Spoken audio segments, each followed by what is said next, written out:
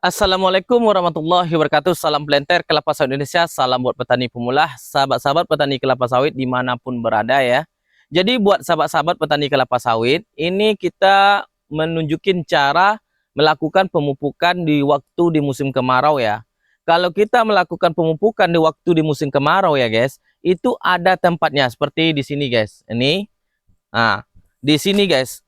Di pinggir ini kita lakukan pemupukan di musim kemarau. Di pinggir ini itu bertujuan agar kelembapan tanah itu cuman berada di sekitar situ guys.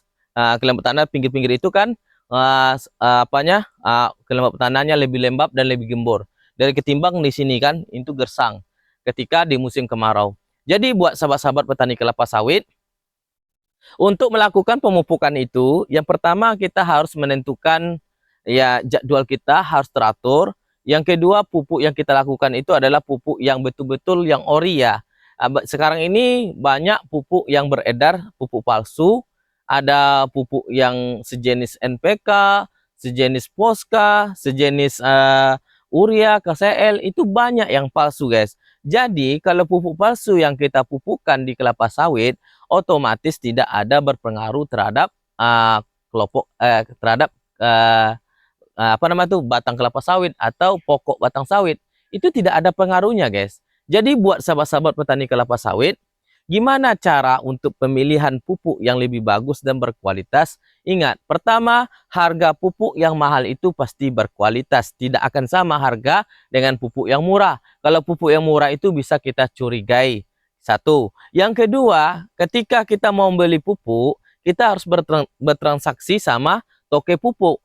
Apakah itu asli atau tidak bisa diuji dengan secara manual, bukan secara lab ya. Secara manual, sejenis urea, sejenis KCL, sejenis NPK itu bisa diuji secara manual guys. Caranya gimana? Masukkan di dalam air atau cium baunya. Kalau biasa pupuk yang berkimia itu pasti mempunyai bau kimia.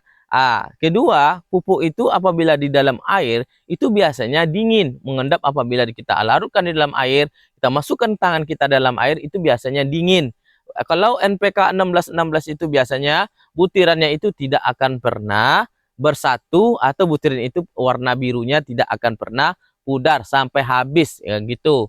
Beda yang NPK palsu. Jadi buat sahabat-sahabat petani kelapa sawit, pupuk yang sering banyak dilakukan atau pupuk yang sering banyak dipalsukan yaitu seperti jenis Poska, NPK kepala ayam, itu dan TSP. Itu sering banyak yang dipalsukan oleh para oknum penjual pupuk.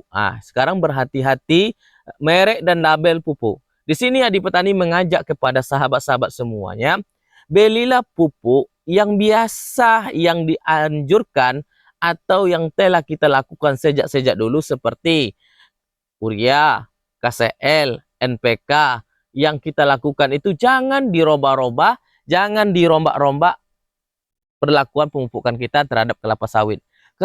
Kenapa? Pupuk yang kita tukar atau pupuk yang selalu kita diroba-roba dalam kelapa sawit itu akan berpengaruh dan berdampak terhadap pokok sawit tersebut.